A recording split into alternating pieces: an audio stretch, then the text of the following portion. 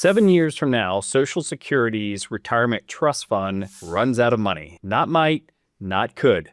According to the 2025 Social Security Trustees Report, the OASI trust fund is projected to be depleted in 2033. If Congress takes no action, payable benefits at that point would fall to about 77% of scheduled benefits, implying a roughly 23% reduction. Now, before you panic, and I've seen a lot of people panic about this, let me tell you what I tell the hundreds of affluent retirees we work with from California all the way to Virginia. The benefit cut may not be the disaster. Failing to plan for it is. Today, I'm going to walk you through exactly when this happens and what it actually means, the last time the government fixed Social Security, because they have done it before, and what I believe Congress is likely to do about it this time, and most importantly, 4 specific moves you should be making right now so that no matter what happens in Washington, your retirement plan holds up.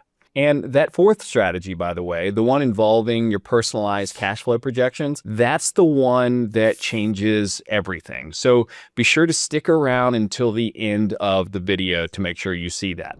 So let's go ahead and start with what's actually going on, because there's a lot of misinformation out there. Social Security isn't going bankrupt. It's not going to zero. What's happening is really just a math problem, and it's one we've seen coming for decades.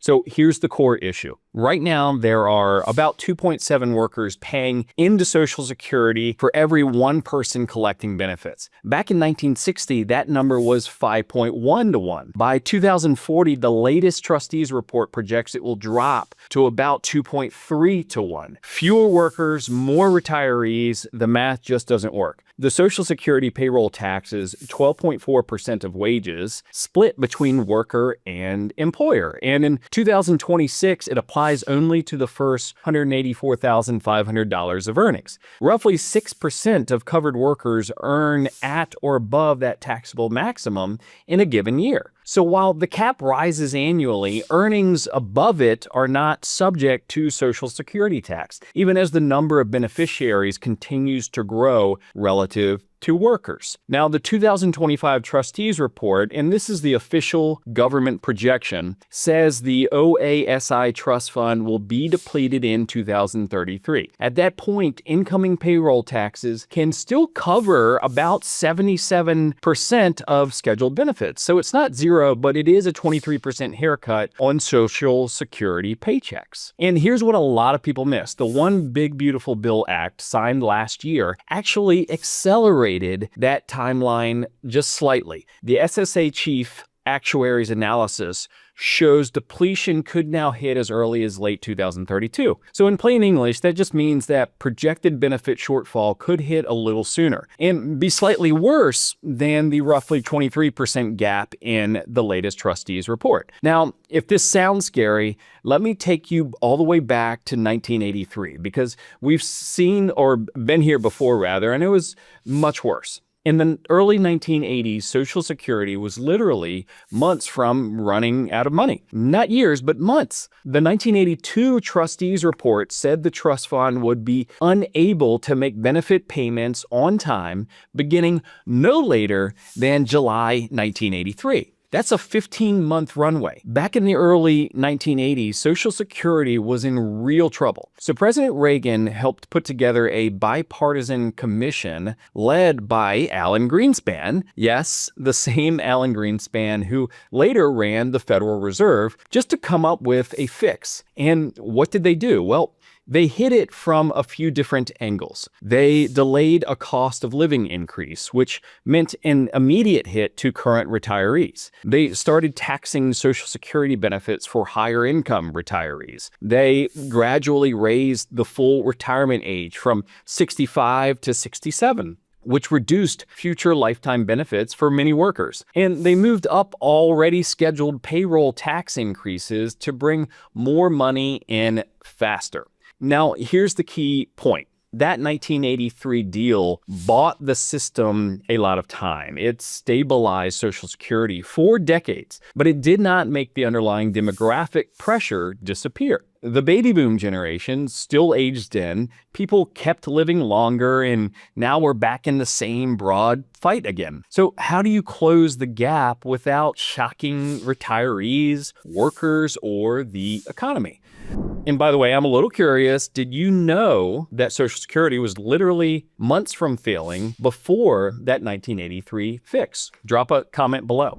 So what's Congress going to do? Well, and I'll be direct here, nobody knows for certain. There's no crystal ball. But let me walk you through the realistic options, because understanding these helps you plan. And after this, I'm going to show you the 4 specific planning moves that matter regardless of which path Congress takes. Now, when people talk about fixing Social Security, the options really fall into 3 basic buckets. The first is to bring in more revenue. And the most talked about idea here is raising the payroll tax cap. Right now, Social Security taxes only apply to the first $184,500 of wages. So one question Congress has to answer is, should higher earners pay Social Security tax on more of their income? Depending on how they design it, that could close a meaningful share of the funding gap. The second bucket is benefit reductions. That could mean things like raising the full retirement age for younger workers or changing the formula used for cost of living adjustments so benefits grow more slowly over time. These changes usually don't hit current retirees as hard, but they can have a real impact on future beneficiaries. And then there's the third option, a combination of both. Honestly, that's probably the most realistic path because it's also what happened back in 1983. Lawmakers used a mix of revenue increases and benefit changes to shore up the system. And if Congress acts again, it will likely look something like that. And here's why I say Congress can act when it decides to. The Social Security Fairness Act, which was signed into law in January 2025, that law eliminated the windfall elimination provision and the government pension offset. And it affected more than 3 million people. So even though Washington moves slowly, this is proof that Social Security changes can happen. Now, if you're finding this helpful, consider subscribing to the channel. We break down exactly these kinds of retirement planning issues every week.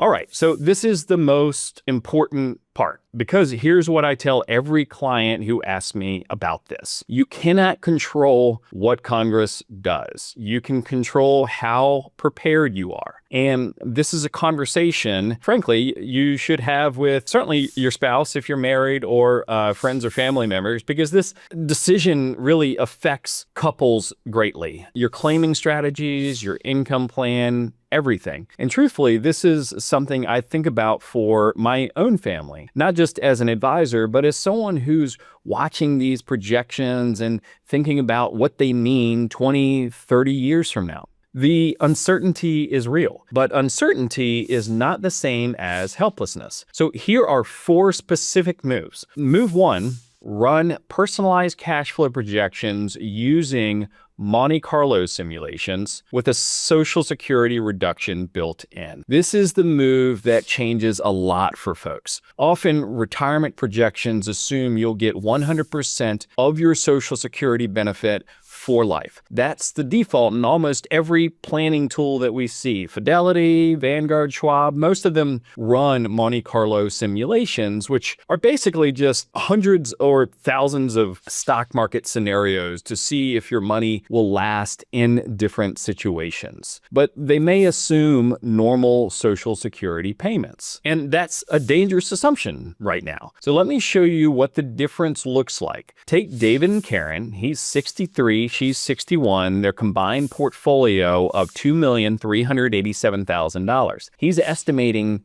$4,716 a month from Social Security at age 70, and she's expecting $2,787 per month when she turns 70. That's $92,915 a year in combined Social Security income by the time they are both receiving benefits in 2035.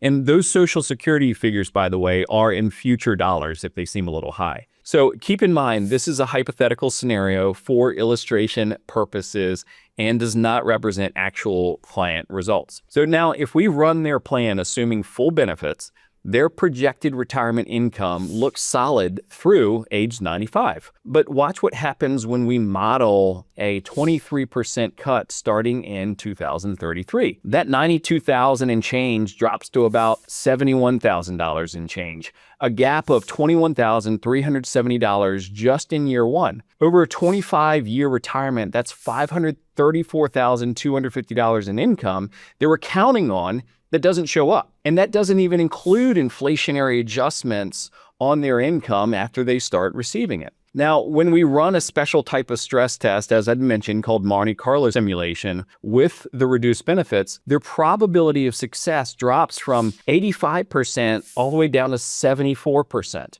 And by the way, by success, I just mean the likelihood that they can live their lifestyle without running out of money. That's a meaningful difference, and it's the difference between sleeping well and lying awake wondering. So the fix isn't panic. The fix is running your actual numbers with a realistic range of Social Security outcomes. Maybe you'll end up with a 99% probability, or maybe 85, or maybe 77%. When we do this with clients, we're looking for the plan that works across all three scenarios. That's what gives you real confidence, not hope. Move 2, assume a reduction in your plan, even if Congress acts. So here's why. Look at what happened in 1983. Congress did fix it, but the fix included permanent benefit reductions. The retirement age went up. Benefits got taxed. So even in the good scenario where Congress acts, you'll probably see some sort of haircut. I'd rather have a client plan for a 15 to 20, 25% reduction and be pleasantly surprised than plan for full benefits and get caught short. So when we build plans, we often model 3 different scenarios, sometimes more: full benefits, a moderate 15% cut, and the trustees report projection of 23%. If your plan works at 23%, you're likely in great shape no matter what happens. At least you have a higher probability of being in better shape. Move 3, by the way, consider an immediate annuity as partial Social Security replacement. Now, this isn't for everyone, and generally speaking, I don't like annuities because of their complexity and high costs, depending upon the product. But for clients who are particularly anxious about the income gap, a single premium immediate annuity, or what we call a SPIA, can fill part of that hole. For example, a 65-year-old can invest $100,000 or $250,000 or more with an insurance company and get a guaranteed income stream for life.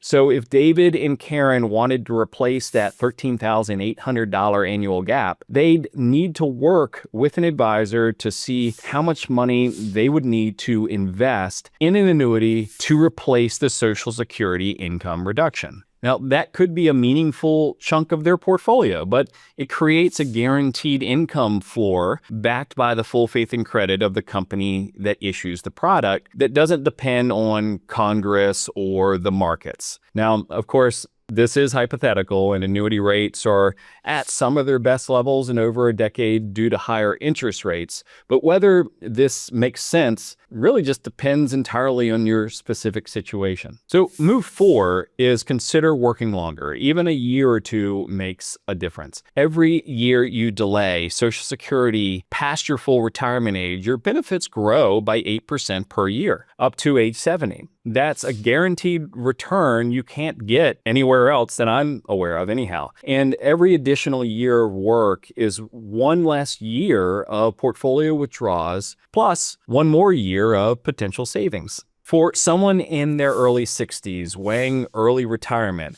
running the numbers with a Social Security reduction often tips the math toward working just a bit longer. Not forever, maybe 1 or 2 years, the financial impact can be enormous. So here's my question for you. Have you actually stress tested your retirement plan for Social Security reduction, all while including your lifestyle goals, such as travel and giving to church or charity or helping your kids or grandkids? If you have, I'd love to hear what you found. Drop it in the comments. How did you go about it? And finally, let me bring all of this together. Social Security has a real problem. The trust fund runs out in 2033 based on current projections, and benefits face a 23% automatic cut. But this isn't the first time. Congress did fix it before in 1983, and they'll likely do something again. The question is what that fix looks like and whether it comes with trade-offs that affect you. The key, and this is what I want you to walk away with, is having a personalized plan that works regardless of what happens in Washington.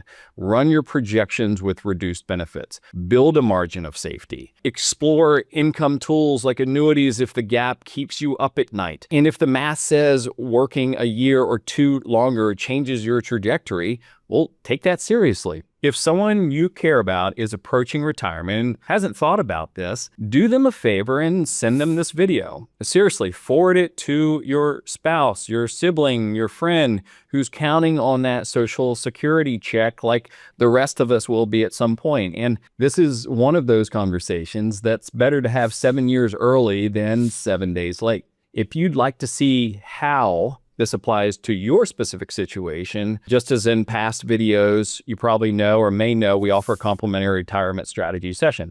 No obligation, just a clear conversation about your options and how we might be able to help you. You can visit covenantwealthadvisors.com or just use the link in the description below. And if you want to understand how, by the way, Roth conversions fit into this Social Security picture, because the timing window before 2033 matters more than most people realize, we actually dive deep on that in other videos. So check out that video right here. It might change how you think about the next few years. Thanks so much. We'll see you on the next video.